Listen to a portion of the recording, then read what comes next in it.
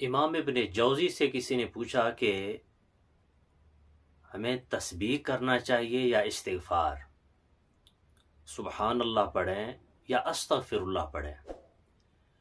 तो आपने फरमाया कि अगर कपड़े गंदे हों तो उस पर खुशबू नहीं लगाते, सबसे पहले कपड़ों को मैल से साफ करते हैं, उसके बाद उसके ऊपर खुशबू लगाते हैं।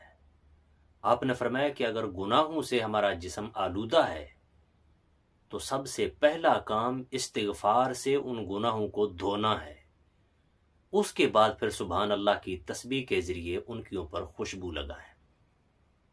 तो भाइयों, सुभान अल्लाह भी अच्छी चीज़ है, पढ़ते रहा करें, लेकिन अगर गुनाहों की आलूदगी है तो इस्तिग़फ़ार को ज़्यादा पढ़ा करें।